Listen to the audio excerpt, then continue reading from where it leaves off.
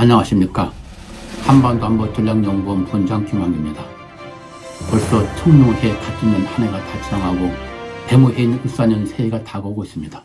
이에 따라 오늘은 2024년도 미국 정세를 돌아보고 2025년도 정세를 전망해보고자 합니다.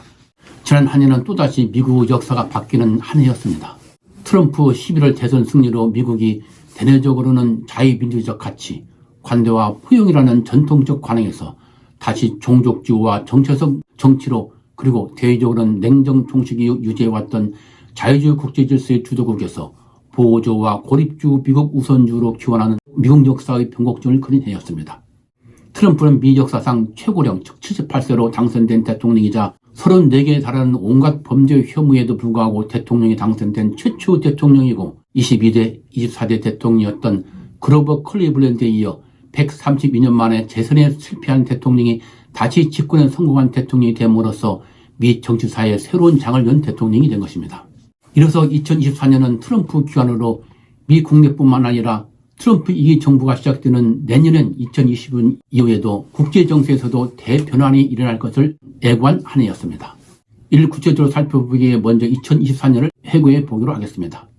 2024년은 대내적으로 바이든 정부 4년간 실정에 대한 민심의 폭발이 11월 대선에서 여실히 드러난 한 해였습니다. 트럼프 정부 당시 1%였던 인플레이율이 바이든 정부에서 5% 상승하고 특히 휘발유, 식품 등 서민들의 생활과 밀집이 관련된 장바구니 물가는 18%나 치솟고 금리 또한 3%에서 6% 상승함으로써 주택 임대료가 상승하는 등 보통 미국인들 생활은 더욱 힘들어졌습니다. 게다가 저임금 노동을 마다하는 불법 유인자들의 대거 유입에 따른 일자리 상실로 무주택자와 노숙자가 증가하는 등 보통 미국인들은 점점 절망에 빠져들어갔습니다. 이러한 가운데 장기화되고 있는 우크라이나전과 이스라엘 하마스전 등 두 개의 전쟁에 대한 피로감이 보통 미국인들 사이에 쌓이면서 우크라이나와 이스라엘에 대한 지원을 지속하는 바이든 정부에 대한 반발과 불만이 고조되어 갔습니다. 이러한 미국인들의 민심은 각종 여론조사에 그대로 나타났습니다. 2024년 6월 14일 발표된 퓨 여론조사 결과 바이든 정부에 대한 신뢰도는 역대 최저치인 22%, 7월 15일 발표된 갤럽 여론조사 결과에서는 28% 나타났고 9월 27일 발표된 MBC 뉴스 여론조사 결과 미국인 65%가 미국이 잘못된 방향으로 가고 있다고 응답했고 11월 4일 발표된 입소스 여론조사에서도 64%가 미국이 잘못된 방향으로 가고 있다고 응답했습니다. 또한 11월 7일 발표된 MBC 뉴스 여론조사 결과 미국인 68%가 경제가 트럼프 정부 때보다도 나빠졌고 자신이 가난해졌다고 응답했습니다. 이와 같이 보통 미국인들은 바이든 정부에 대한 깊은 불신을 가지고 있었습니다.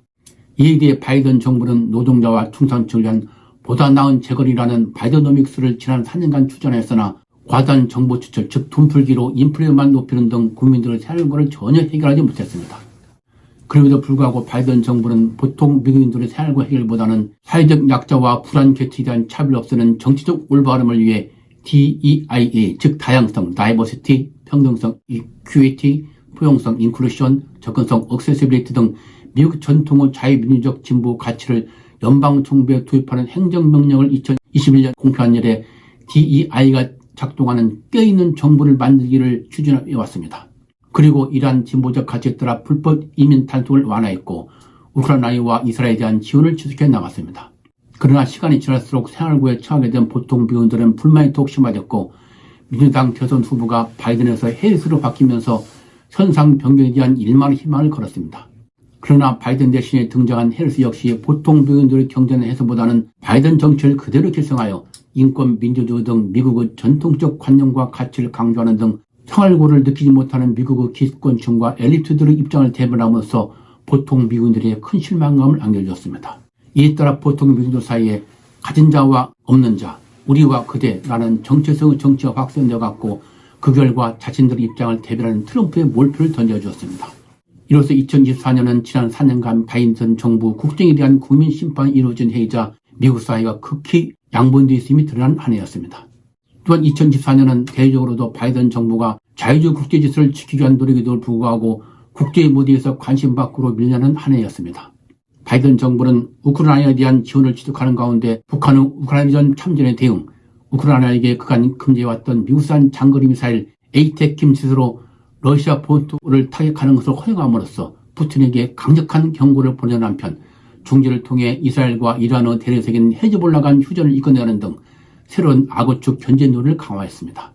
그러나 10년간 마지막 정상회의와 에이펙 정상회의 그리고 G20 정상회의에서는 트럼프 귀환으로 바이든 정부는 관심 밖으로 밀려남으로써 아무런 성과도 없이 국제 무대에서 투쟁하는 쓸쓸한 뒷모습을 보여주었습니다.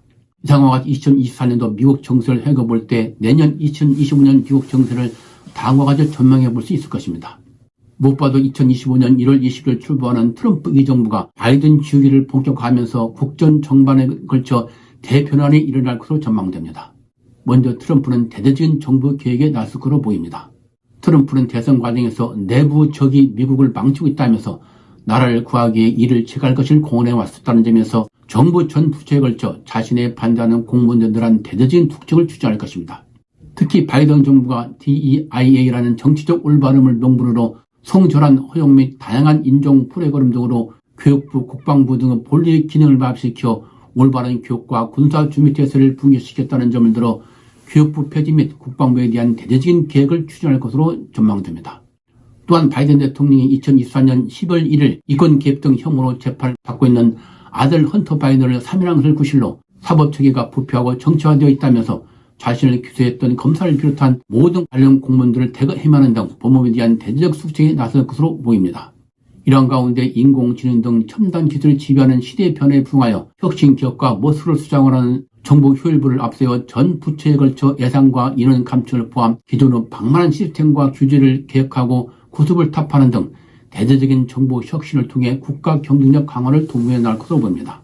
외교 안보 면에서는 트럼프 이 정부는 가치 및 동맹보다는 미국의 이익을 우선시하는 미국 우선주의에 따라 나토 등 동맹국들에게 안보 분담 증액 및 역할 확대를 강력 요구할 것으로 봅니다. 그리고 미국의 불필요한 전쟁에는 개입을 피하고 미국 국익에 대한 위험에는 직접 개입한다는 선택적 개입주, 즉 신고립주 정책을 전개해 나갈 것으로 예상됩니다. 이에 따라 집권하면 24시간 내 우크라이나전을 종전시키겠다는 트럼프 말처럼 우크라이나전 종전을 위해 우크라이나에 대한 지원 중단과 푸틴과 협상을 모색하는 한편 중동에서도 이스라엘에게 하마스의 종전 압박을 강화하면서 사우디와 이스라엘 간 수기를 통한 이란 견제를 적극 추진하는 등 유럽과 중동 내의 균형을 통한 안정을 도모하면서 양 지역에서 점점 손을 떼고 최대 이웃 국가인 중국 견제에 모든 역량을 집중해 나갈 것으로 봅니다. 트럼프는 중국 견제를 위해 힘을 통한 평화라는 기치하에서 군사력, 특히 해군력을 강화하면서 한국, 일본, 호주 등 인도태평양 지역 내 동맹국들에게 방위춘담 증액을 통한 대중견제 역할 확대를 요구하는 등 일기 정부 때 자신이 수립한 인도태평양 구상을 강화해 나갈 것으로 보입니다. 경제 통상면에서는 트럼프 이 정부는 미국 우선주의 기조에서 미국 노동자들을 위한 공정한 무역과 공정한 부담을 내세우면서 모든 수입품에 대한 10-20% 보편적 기존 관세 및 중국 수입품에 대한 60% 관세 부과, 제조업 리쇼어링, 미국에게 불공정하다고 주장해온 인플레이션 감축법, 반도체 과학법, 인도태평양 경제 프레임워크 등 바이든 정부가 만들었던 모든 법과 조약 등을 폐기하는 등 강력한 보호주 통상 정책을 추진할 것으로 봅니다. 특히 중국 견제를 위해 고관세 부과는 물론 바이든 정부가 추진했던 마당은 작게, 담장은 높게라는 즉 첨단 기술 등 미래를 결정지을 주요 첨단 혁신 분야에서는 교류를 차단하되 통상적인 산업 분야는 무정맥 교류를 취득하는 중과 이용 감소, 즉 디리스킹을 넘어 대선 공약에 따라 중국에 대한 최혜국 대우 및 항구적 정상무역관계 철회, 중국인들의 미국 투자 금지 및 미국 내 자산 규제 강화, 미국인들의 중국 투자 금지, 첨단 기술에 대한 중국 접근 금지, 중국산 전자제품, 철강, 약품 등 모든 중품 수입품의 금지 등과 함께 첨단 혁신 기술 분야와 관련 산업 공급망을 미국 중심으로 재표를 도모하는 등 보다 광범위한 결별인 탈동조화, 즉 디커플링을 적극 추진해 나갈 것으로 예상됩니다. 이에 따라 상호 부관세와 공급망 붕괴 등 보호주 확산으로 글로벌 통상 환경은 더욱 악화되고 세계 경제는 침체에 빠질 가능성이 높아질 것으로 봅니다.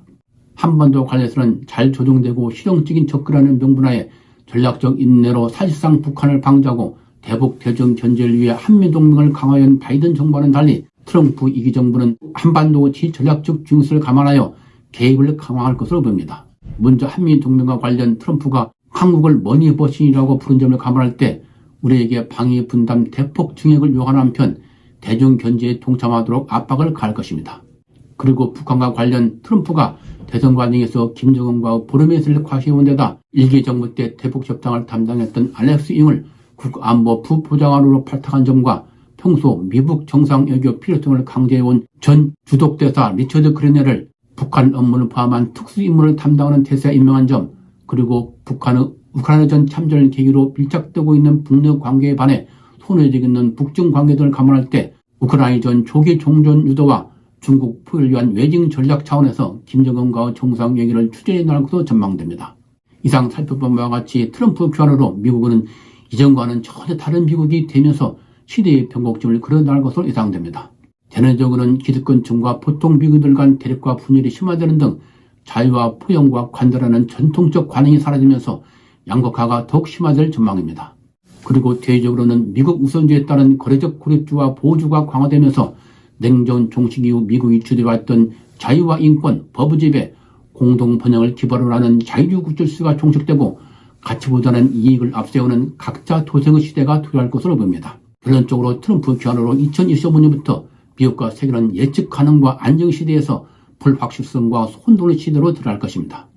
우리로서는 역사의 소용돌이 속에서 새 질서를 찾아가는 격변의 시대를 맞아 위기를 기회를 만들고 국익을 극대화할 수 있는 정교하고 치밀한 경쟁을 마련해 나가야 할 것입니다. 오늘은 2024년도 미국 총선을 희망하고 2025년도 총선을 전망해 보았습니다. 여러분 미국 및 국제 정세에 대해 도움이 됐으면 좋겠습니다. 시청해주셔서 감사합니다.